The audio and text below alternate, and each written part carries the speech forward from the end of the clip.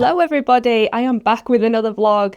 I promised you a pricing video for our recent Florida trip because I know it's something that not many people talk about, and it's something that you need to know if you are budgeting for such a big trip. So before I start this video, I'm going to caveat it by saying this was kind of not a no expense spared trip for us, but it was we're not going to be super budget trip. We weren't going like super high end with stuff. We stayed at a budget Disney resort rather than going to moderate or deluxe. However, we could have done it cheaper if we'd have stayed off-site in a villa, which we have done previously. This was actually the first time we've ever stayed on-site at Disney. Hold on, my lips are really pale. I'm going to put some lipstick on. There we go. Where was I? Yeah, so we didn't go super budget with this. We could have done it cheaper. We could have looked at apart hotels. We could have looked at villas, but we wanted to stay on site at Disney this time. We also wanted to make sure that we had pretty decent flights. However, flights were a kicker this time. They were ridiculous. We did get a lot of dining whilst we were there. I mean, I say a lot. We didn't do it every single day, but we had some nice dining and drinking experiences such as Ogre's Cantina, Space 220, Tusker House, and those add up, especially when you have kids. We also did Mickey's Not So Scary Halloween Party this time, which was another added expense. However, we didn't have to pay for ASA, so it was a brilliant time for us as a family to do it. So let's get into it. I have a spreadsheet with the majority of the figures on there, and I might just stop filming at certain points and like check my bank account to reconfirm some other bits and pieces, and then I'll slide myself over here by the magic of editing and add a tally so we can see just how much this cost. I don't know why more people don't talk about it. It's a bit disingenuous because it is an expensive holiday and it's something you have to save for. We've saved for the past couple of years to be able to go back and go on site and have the holiday that we did. So yeah, I think it's important to understand that it's not just something we as a family could just splurge a lot of money on. It took a lot of budgeting and financing and kind of figuring things out of how we were going to afford this and how we were going to afford the things that we wanted to do. I'm going to give you some tips on what we did and what we avoided and what I think is worth doing and what I think is not worth doing. So let's get into it. I'm going to start with flights. We'll go through like each stage as you progress through the holiday. So we flew from Manchester MCO via Aer Lingus on the way out, and then on our way back we flew from MCO to Miami to Heathrow to Manchester.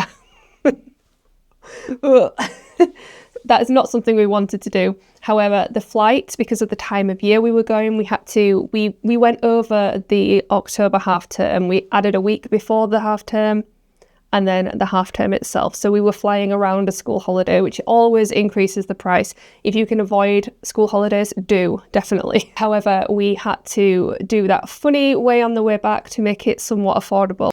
So we were in economy, nothing fancy for us, no lounges at the airport. That's an expense we didn't want to have to pay.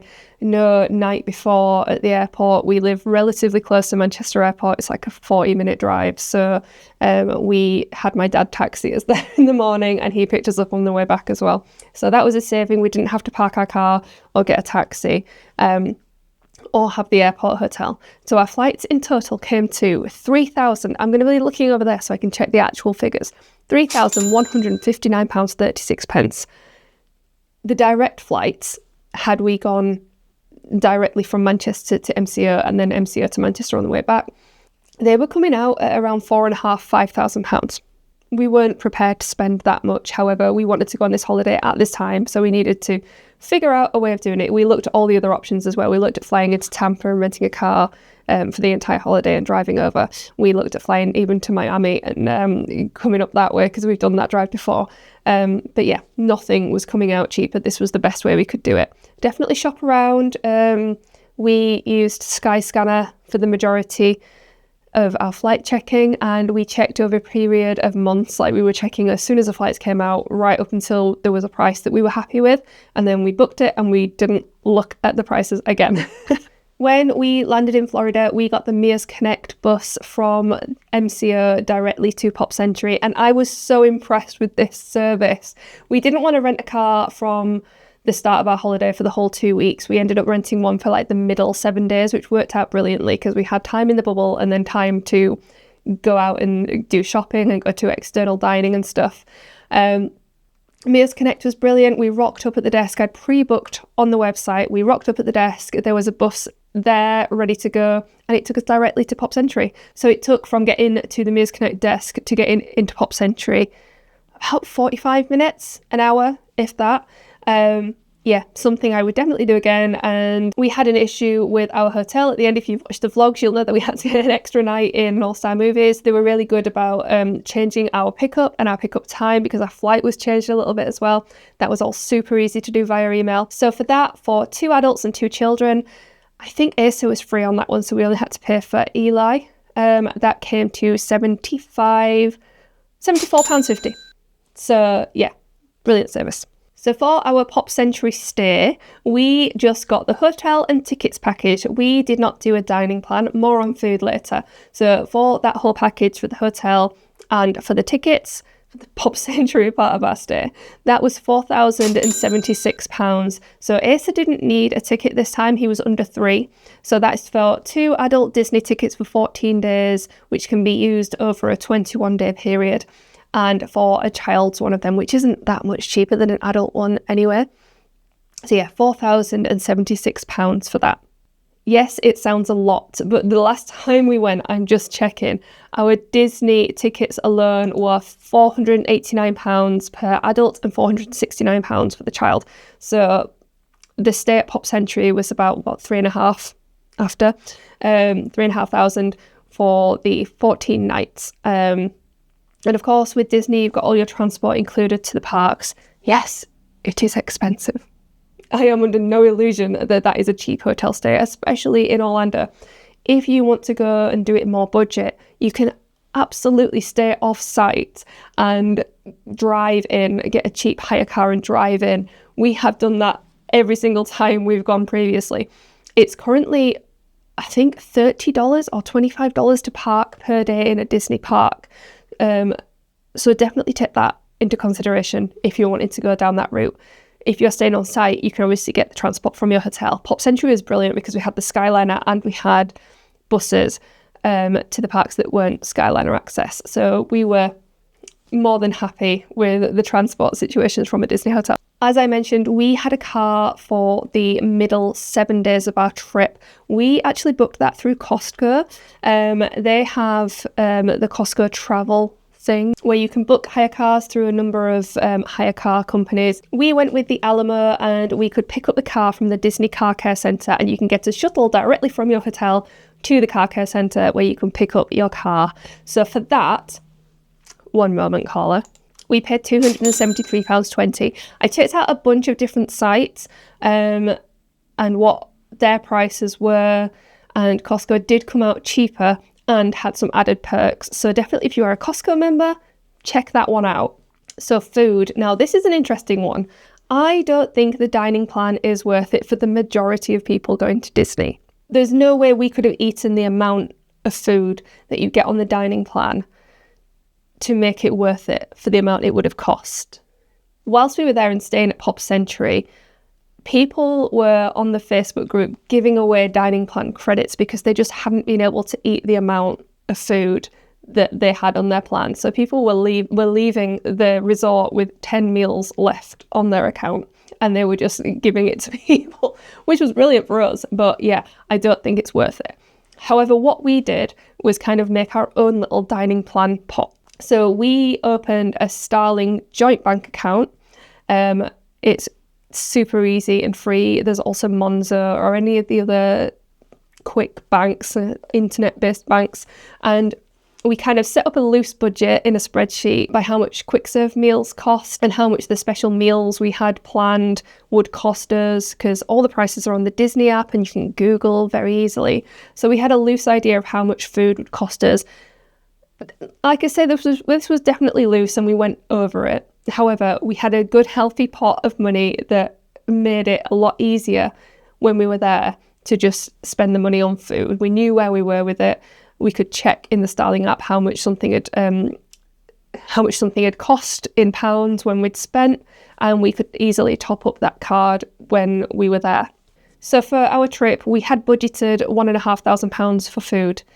That included the special dining, like I say, like Tusker House and Whispering Canyon, all that. What did we actually spend? I'm going to go into my Starling account and check what my spending was. 20 minutes later. Okay, so I've just gone in there and I can see how much we spent during the time that we were in Walt Disney World.